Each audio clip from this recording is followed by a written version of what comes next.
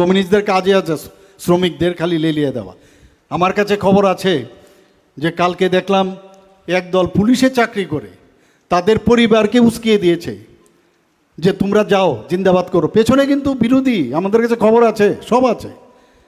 গত 10 জুলাই আগরতলায় এসপিও পরিবারগুলোর 10 দফা দাবি নিয়ে যে আন্দোলন হয়েছিল তা নিয়ে গতকাল আমাদের রাজ্যের মাননীয় মুখ্যমন্ত্রী ডক্টর মানিক সাহা মহোদয় একটি অত্যন্ত গুরুত্বপূর্ণ বক্তব্য রেখেছেন।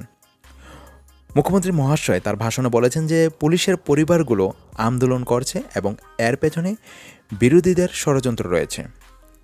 মাননীয় মুখ্যমন্ত্রীর এই বক্তব্য আসার পর রাজ্যের হাজার হাজার এসপিও জওয়ান এবং তাদের পরিবারের মনে কিছু যৌক্তিক প্রশ্ন এবং গভীর আবেগ তৈরি হয়েছে।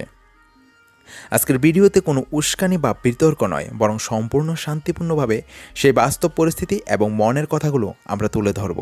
মাননীয় মুখ্যমন্ত্রী তার বক্তব্যে আন্দোলনকারীদের পুলিশের পরিবার বলে সম্বোধন করেছেন। রাজ্যের অভিভাবক হিসেবে তার এই আন্তরিক সম্বোধনকে আমরা সম্মান জানাই। কিন্তু এরই সাথে এসপিও জওয়ানদের মনে একটা বড় প্রশ্ন জেগেছে।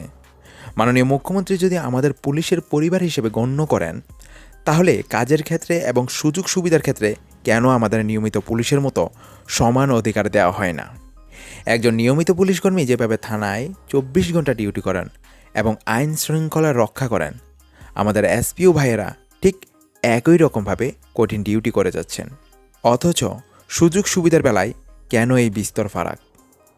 পুলিশের মতো কেন 13 মাসের বেতন দেওয়া হয় না? কেন রেশন, ড্রেস অ্যালাউন্স বা মেডিকেল অ্যালাউন্সের মতো মৌলিক সুবিধাগুলো থেকে এসপিউরা বঞ্চিত? যদি আমাদের পরিচয় কেবল এসপিউই বা কন্টেকচুয়াল কর্মী হয়, তবে তাই বলা হোক আমাদের। আর যদি আমরা সত্যিই পুলিশের অংশ হই, তবে পুলিশের মতো সমান অধিকার ও সুযোগ সুবিধা দেওয়া হোক। এটি আজ প্রতিটি জওয়ানের মনের কথা। মুখ্যমন্ত্রী মহাশয় এই আন্দোলনের পেছনে বিরোধীদের হাত থাকার কথা বলছেন, কিন্তু রাজ্যের একজন সাধারণ নাগরিক এবং মাঠ পর্যায়ে ডিউটি করা জওয়ান হিসেবে আমরা স্পষ্ট করে বলতে চাই, এখানে কোনো রাজনৈতিক দলের সমর্থন বা উস্কানি নেই। কোনো রাজনীতি করার জন্য এসপিওদের মা, বোন বা পরিবারের সদস্যরা এই বর্ষার দিনে রাজপথে নামেনি।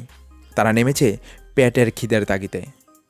আজকের দিনে দাঁড়িয়ে যে সামান্য কন্টেকচুয়াল ভাতা পাওয়া যায়, তা দিয়ে সংসার চালানো কতটা কঠিন তা কেবল ভুক্তভোগী পরিবারগুলিই জানে। মাসের শেষে কাঁচা বাজার করতে গিয়ে সন্তানদের স্কুলের ভালো বইপত্র বা মাইনে দিতে গিয়ে যখন হাত খালি হয়ে যায়, তখন সংসারের মধ্যে অশান্তি বাড়ে। বুড়ো মা বাবার হাতের প্রেসক্রিপশনটা যখন টাকার অভাবে ওষুধের দোকানে নিয়ে যাওয়া হয় না, তখন বুকটা ফেটে যায়। এই অভাব, অনটন আর পেটের জ্বালা সহ্য করতে না পেরেই পরিবারের মানুষগুলো আজ বাধ্য হয়ে রাস্তায় নেমেছেন। এটা কোনো দলের স্বার্থে নয়, এটা শুধু দুমুঠো ডাল ভাতের অধিকারের লড়াই। আমাদের রাজ্যের মাননীয় মুখ্যমন্ত্রী অত্যন্ত সহনশীল ও দূরদর্শী একজন মানুষ। আমরা বিশ্বাস করি ত্রিপুরার আইন শৃঙ্খলা বজায় রাখতে এসপিও জওয়ানেরা যেভাবে দিন রাত এক করে নিজেদের দায়িত্ব পালন করছেন, তা তার অজানা নয়। তাই কোনো রাজনৈতিক চশমায় না দেখে একজন অভিভাবক হিসেবে তিনি যেন এই হাজার হাজার এসপিও পরিবারের অভাব, অনটন এবং দুঃখ কষ্টের কথাটি নিজের মন থেকে উপলব্ধি করেন। আমরা কোনো সংঘাত চাই না, আমরা চাই শুধু আমাদের ন্যায্য অধিকার এবং পরিবারের মুখে একটু হাসি। আশা করি সরকার এই বিষয়টি সহানুভূতির সাথে বিবেচনা করবে। বন্ধুরা, এই ভিডিওটির উদ্দেশ্য কাউকে ছোট করা বা উস্কানি দেওয়া নয়, বরং আমাদের বাস্তব সমস্যাটা প্রশাসনের কান পর্যন্ত পৌঁছে দেয়া। আপনার কী মতামত তা কমেন্ট বক্সে অবশ্যই জানান এবং ভিডিওটি বেশি বেশি শেয়ার করুন। দেখা হচ্ছে পরের ভিডিওতে। সবাই ভালো থাকুন, সুস্থ থাকুন। জয় হিন্দ, জয় ভারত।